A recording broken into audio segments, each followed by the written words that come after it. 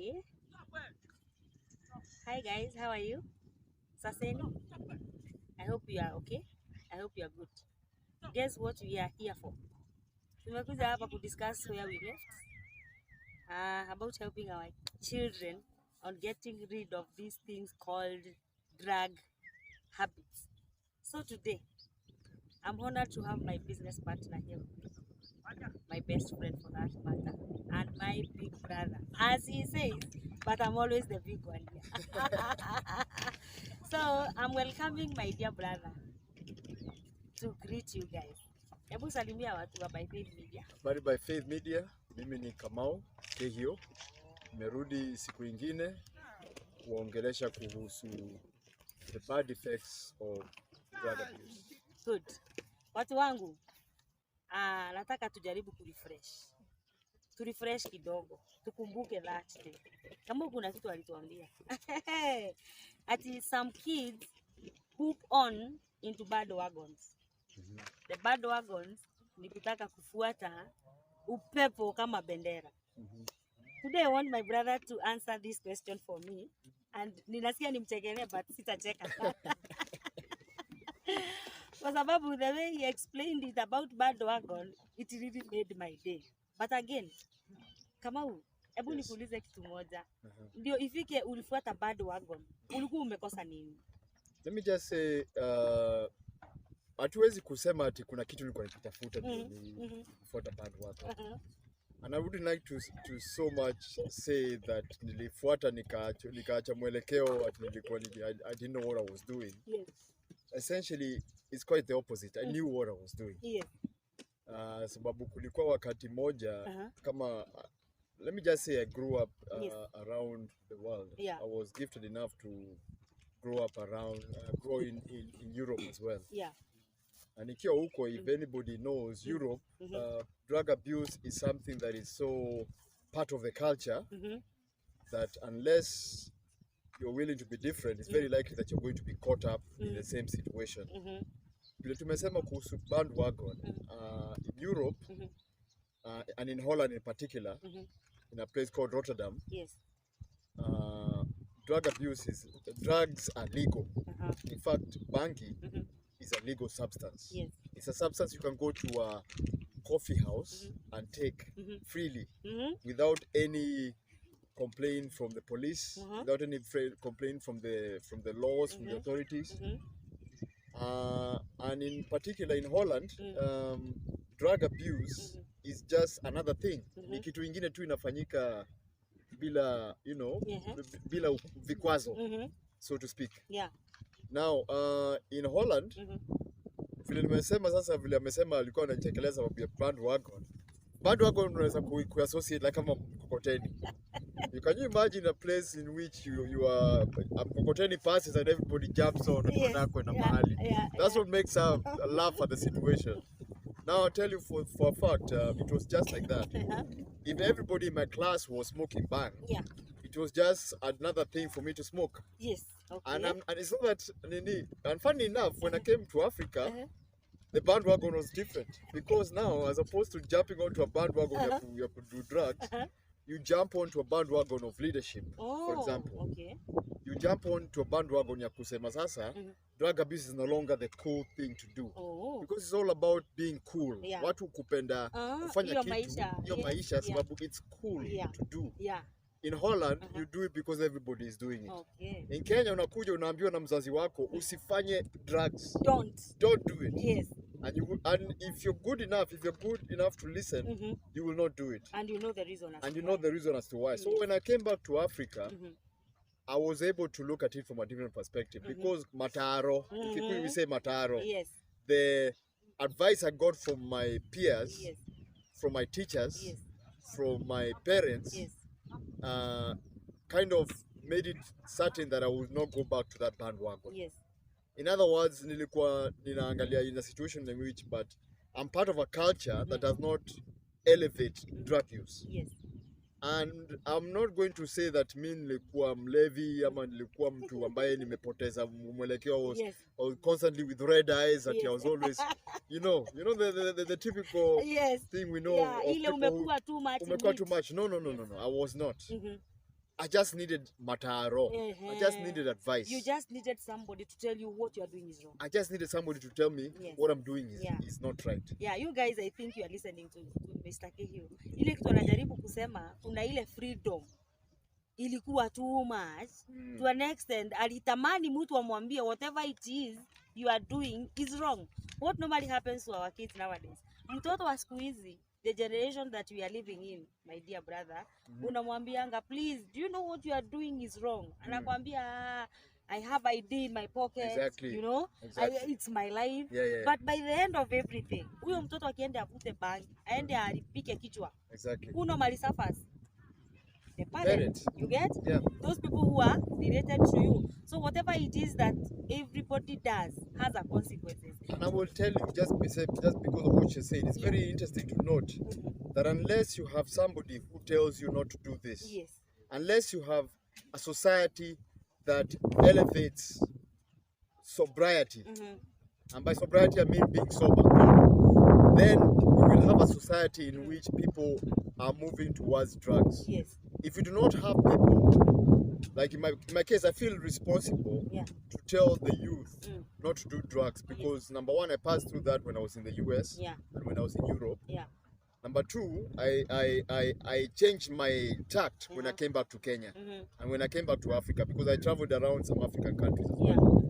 But can you see the difference is that when I was in Kenya and when I was in Africa, I was looking at the situation in terms of my dad Neatara Kikuyu ameniambia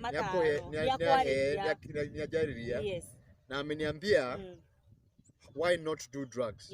Whereas in Holland I didn't have the effort, I didn't have the support of my father or somebody of the older generation to tell me why drug abuse is bad. But you see now, I think one thing that can change the situation for us Africans, and I'm a Pan-African, I believe is we need to tell our children and we need to tell them on and on again not to do drugs, not to enter into prostitution, not to enter into things that are anti-sobriety, not to enter into things that will render us to be stupid as individuals. And I think I mentioned in the last video that people who do drugs usually end up being stupid. Wow.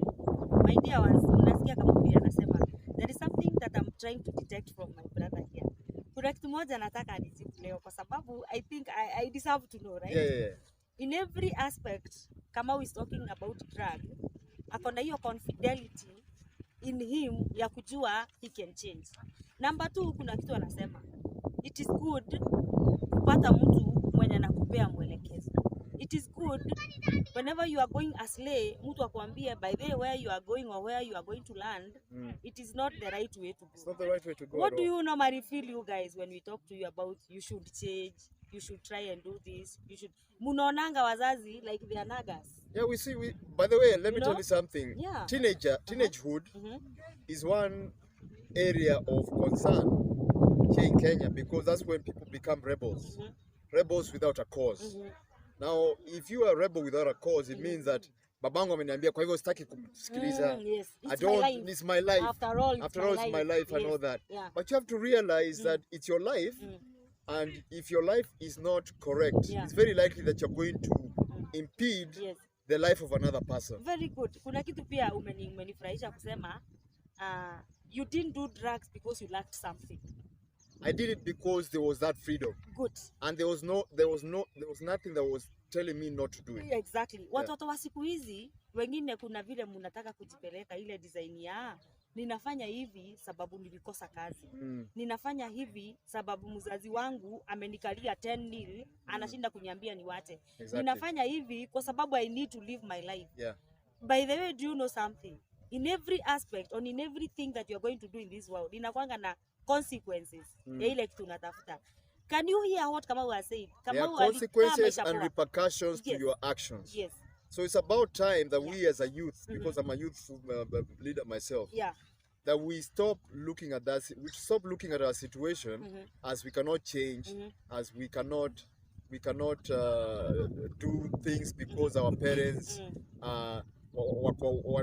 they're poking us with their ideas and whatever. But you have to realize that the minute you become an adult, the minute you become an individual who can make a difference in your life, the sooner the better. It's then that we can start moving on as an African nation. Wow. And I told you I'm a Pan-African.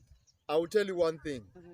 The minute you start looking at yourself as a person who can make a difference in your life and in the lives of other people, tutakupongeza, and we will raise you up in our shoulders like the people who are standard 8 graduates. The candidatures, Tutakuweka hapo juu. We will praise you because you're overtly you're somebody who represents growth and development for our African nation. Good. An African nation cannot continue to be run by people who are drug addicts and people who believe in drug addiction. Yeah, there is one thing I want also to ask you. At which age ilifika lini ukaona ni kama ninaendelea sana kukunywa hizi vitu? Ni nini ilitrigger ukajielewa? Yani ni nini ilifika, unajua kuna ule mtu anakuanga sana anajaribu kuacha but it's kind of instinct zake hazimwambii kitu. So what came to your way ukaona hey, I have to change, I have to turn back and change my ways? Ni nini ilifanyika? Mimi it was culture. I'm not saying that this will apply to everybody, but I mean it was culture. In Europe, the culture was very different. The culture was all about drug abuse. The culture was all about freedom. You have people who have freedom of doing anything that they want, regardless of whether their parents, because they have a culture that is shaped in that direction. In Africa and in Kenya, for that matter, we have, and amongst Kikuyu, because I'm a Kikuyu, we have a culture of advice, and that advice is the thing that makes a difference. If you can become somebody who can take advice from your parents, take advice from your grandparents, take advice from people who occupy that role, then it's very likely that you're going to go forward. But you must always be in a position to take advice, and you must always be looking for that advice. You see, let me tell you something. If you're not in a position to take, if you're not in a position to look for advice on what everybody's head is telling them that drug abuse is bad. Hakuna mtu anaweza kuniambia ati mtu anakwanga tu hapo akili yake ikimwambia kunywa, uko sawa, vuta bangi, dunga shindano, uko sawa, you're okay. Even cigarette inakwanga imeandikwa. Cigarette smoking is bad for your health. And I'll tell you one thing. Don't sell alcohol to. There is nobody in this life, and I'll guarantee you, there is nobody in this life anasemanga what I'm doing. Ana akikivuta hizo vitu, anajiambianga, yes, leo nimeachieve something. I have achieved a goal. Hakuna mtu anajiambianga hivyo. Unless that person is crooked in the mind. But I'll tell you one thing. The minute you start realizing that what you're doing is wrong, is the minute you should try to look for advice from somebody who's older. Wow. If you can go to us but there, you know what they do in the US? Somebody mwenye kona hiyo kitu and he admits himself into a rehab.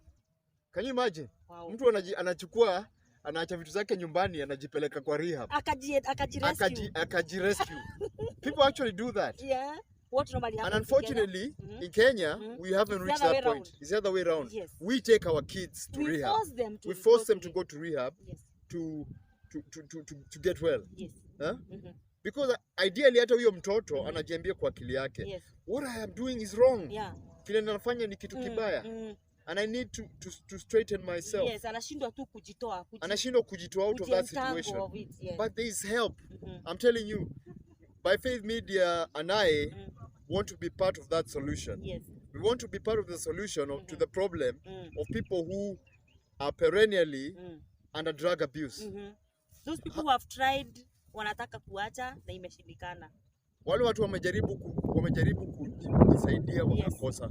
Wakakosa sana kitu mwelekeo. I think the word is mwelekeo. Wakakosa mwelekeo wa kuendelea mbele. Personally, from experience, I've done banking. Luckily for me, it was only banking. I didn't do anything else. But imagine when I came to Kenya and I saw my grandfather slapped me on the face. Akaniambia, Kamau, usiwahi fanya hii kitu. It is wrong. It is wrong. And I listened. Because my grandfather, and I was afraid of a curse.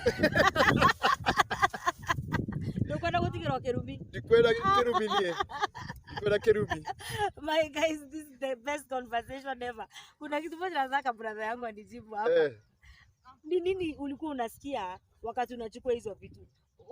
Hiyo feeling. Mimi nilikuwa nikijiambia ni vibaya. Like I told you, people who do drugs know that they're doing something wrong. Mimi nilikuwa nikijiambia ni baya, lakini nikasema but the feeling, it's so high. The highness and the whatever nilikuwa nasikia nasema dunia ni yako. Ati dunia ni yangu nini? But I still was telling me ataka hii dunia yangu imekuaje yangu. Hii dunia imekuwa yangu aje? How is that? So, deep sleep. Yeah, so it was a deep sleep and I was telling myself, when nimefika ati I'm feeling so high, blah, blah, blah. And of course, you know, most of these people, they tell themselves ati hata Bob Marley alifanya drugs. And that's how he got prolific. That's how he became a leader in music and all that. Yeah. I can tell you for a fact, Bob Marley became a leader in music because he had the talent. Akakuwa famous. He had the talent. Si bangi ilimweka hapo. There is this thing about, I want you to clarify this for me today, right? Kuna watu wanasemanga the moment unaanza kukunywa bangi, unaweza pika ugali na kaugali kingine kadogo. Useme this is big ugali and the small one is mboga. Is it logical? Does it? Doesn't sound. Mimi hata sijaisikia kitu kama hiyo. What the hell is that? But I'll tell you one thing. There are all sorts of things watu mtu akikunywa bangi, akivuta bangi. Anaionanga vile. You see your own stuff. Nakwambia mimi nilikuwa nikiona guy Jeso nilikuwa nikiona mtu zingine hapo.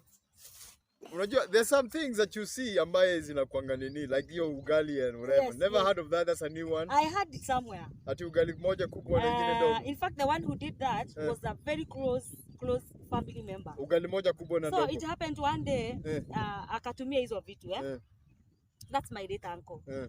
Akanipigia akakuja nyumbani akaniambia mam, alikuwa ananiita kama kama hebu kuja, you know I've cooked ugali na tafuta sufuria ya mboga na sioni. Kwambia how?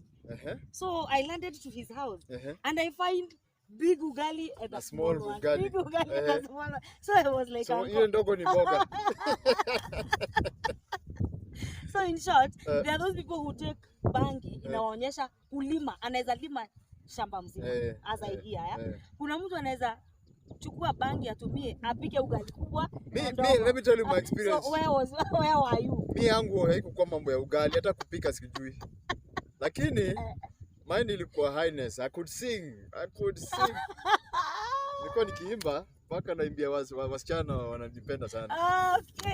But I'll tell you one thing. Yes.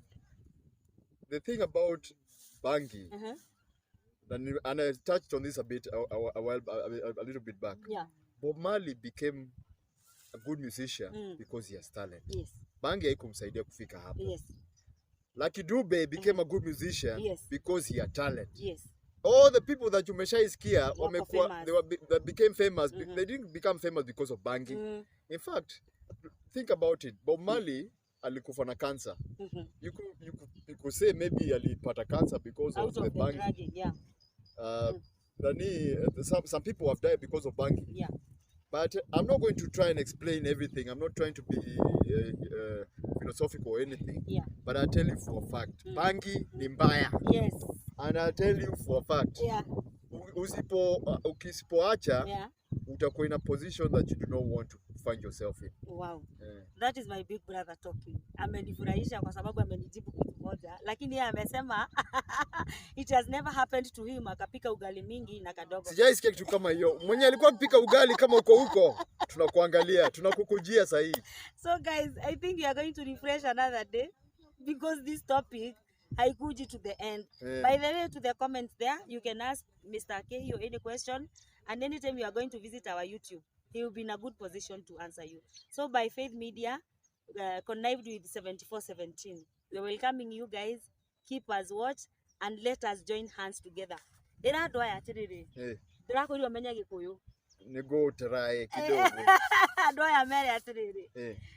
Nigetha maseji eri ukwenda atia tondu niturenda gwika kaundu kau uguo. How will you invite them? How can you energize this spirit here? We need to talk to you guys. Me, I would like, let me just answer that question. Me, I would like to partner with you. If you're out there and you know you're a drug addict, If you're out there and you know you do bang, if you're out there and you know you do cocaine, heroin, bed, whatever, I'm going to call it upon myself and by Faith Media, 7417 Limited, that we should work together and try to change that situation for the better. Yes. You had the interview we had with Mugo, Yeah. the MCA Yes. of Roysambo, who's in the same initiative. Yes. I'm calling it upon you that you can contact me and by Faith Media, and we can try to see whether we can work together, because like I told you, when I came back to Kenya, Mataro nemo matomire jikarewega. That is the Kikuyu, the best. Yeah, she's teaching me Kikuyu. The best Kikuyu. Mataro nemo final. Yes. That is my brother. And I can become your big brother. I'm her big brother. Yes. I'll become your big brother, and I'll tell you why you do not need to do drugs. Yes. It is not good for you. It is not good for your family. It is not good for your siblings and for your own health. And for your own health. Yes. It is not good for you. But if you need advice, we're here to give it to you. So by Faith Media TV, we join hands with my big brother here. We tell you, have a blessed evening. Have a blessed evening. And we'll catch up later. Yes.